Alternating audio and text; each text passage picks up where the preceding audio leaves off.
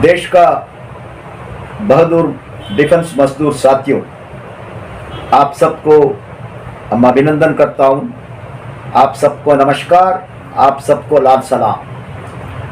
आप सबको मालूम है पूरा देश में हमारा डिफेंस इंडस्ट्रीज का अंदर मेंबरशिप वेरिफिकेशन अभी चल रहा है।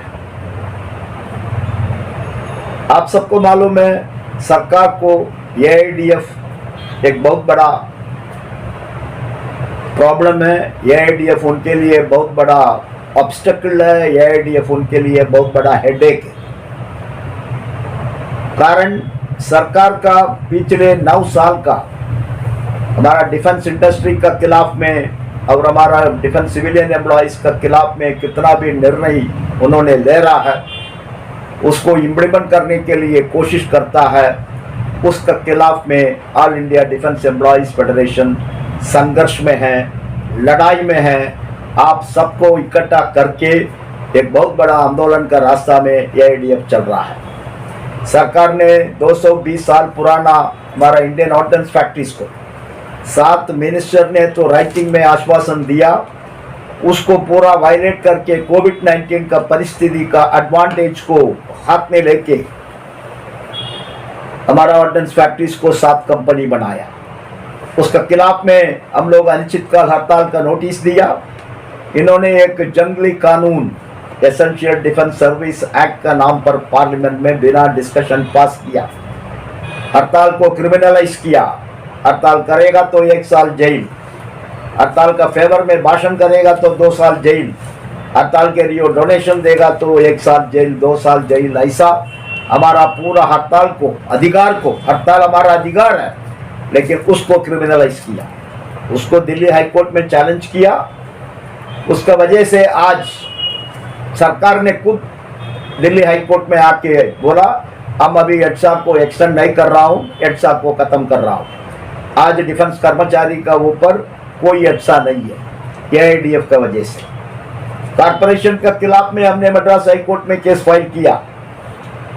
उस केस में भी सरकार का तरफ से बोला यह सरकार का नीति है, सरकार को पार्लियामेंट में मेजॉरिटी है, इसलिए कोई भी डिसीजन लेने के उनको अधिकार है। लेकिन एआईडीएफ का वकील पूरा अच्छा आर्ग्यूमेंट हम लोग का फेवर में कितना भी आर्ग्यूमेंट से वो कोर्ट में रखने के बाद उनका साथ कोई ऑप्शन नहीं था। सरकार को खुद हाई कोर्ट में आके राइटिंग में अश्योरेंस देना पड़ेगा, हम जबरदस्ती एक भी ऑर्डिनेंस फैक्ट्री का कर्मचारी को कंपनी में नहीं डालेंगे।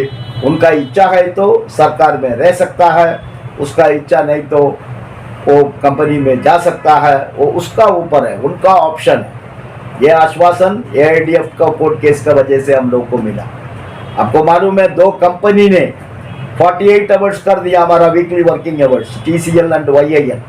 इट इज ओनली एआईडीएफ, अकेला एआईडीएफ उस डिसीजन को मद्रास हाई कोर्ट में फिर चैलेंज किया।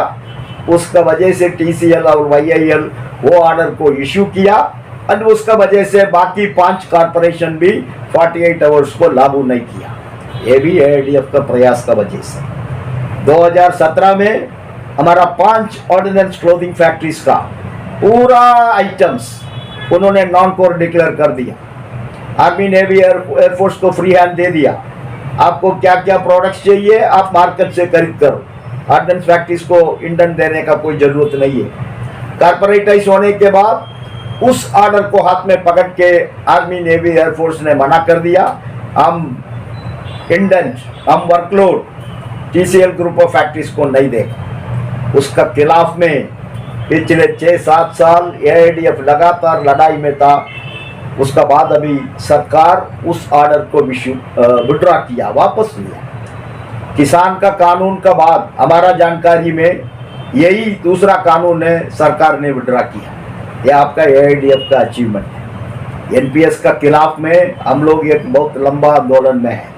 2003 से लेके all India defence employees federation NPS का खिलाफ में संघर्ष में है, एनपीएस का खिलाफ में लड़ाई में है। उसका वजह से एनपीएस कर्मचारी को आज ग्रेच्युटी मिल रहा है। वाइल इन सर्विस एनपीएस कर्मचारी को डेथ हो गया तो उसको फैमिली पेंशन मिल रहा है, लेकिन हम लोग उसमें संतुष्ट नहीं है।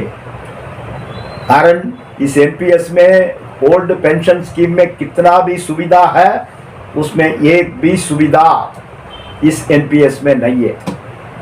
2000-3000 रुपया में हमारा ओल्ड एज कैसे चलेगा? इसलिए कॉमरेड्स, एनपीएस को खत्म करना पड़ेगा। जब तक हम लोग का आंदोलन चलेगा, हम लोग का बहुत इश्यूज है। हम लोग का रेशियो अभी परिवर्तन नहीं किया, सरकार का साथ एग्रीमेंट हुआ हम 20% एमसीएम, 25% HS1, 25% HS2 करेगा करके, लेकिन अभी तक सरकार ने नहीं किया। कोर्ट केसेस का ऊपर कोर्ट केसेस है, इंडस्ट्रियल वर्कर को वॉशिंग अलाउंस 5000, ड्रेस अलाउंस 5000 रुपया देने का, उसका भी ऑर्डर अभी तक इशू नहीं किया। नाइट ड्यूटी अलाउंस को सुप्रीम कोर्ट का जजमेंट का खिलाफ में एक बेसिक पे का सीलिंग रखा है, उसका खिलाफ में हम लोग का लड़ाई है, संघर्ष है। रिस्क अलाउंस 2700 रुपया होना चाहिए, हम लोग का लड़ाई है। सभी कर्मचारी को रिस्क अलाउंस मिलना चाहिए, कौन कौन रिस्क ऑपरेशन में काम कर रहा है। फेस्टिवल एडवांस हमको वापस मिलना है। 18 महीने का डीए अरियर्स बंद करके रखा है, वो हमको मिलना चाहिए। सीएसटी कैंटीन का थ्रू हमको 4 व्हीलर हमारा सभी कर्मचारी को मिलना चाहिए। ये सब इश्यूज बहुत है, प्रॉब्लम्स बहुत है। इस परिस्थिति में सरकार का दिमाग में आ गया ये एआईडीएफ हमारे लिए बहुत बड़ा प्रॉब्लम है। एआईडीएफ ही हमको तकलीफ देता है, एआईडीएफ ही हमारा पॉलिसी का खिलाफ में फाइट करता है, कोर्ट में जाता है, हमको परेशान में डालता है।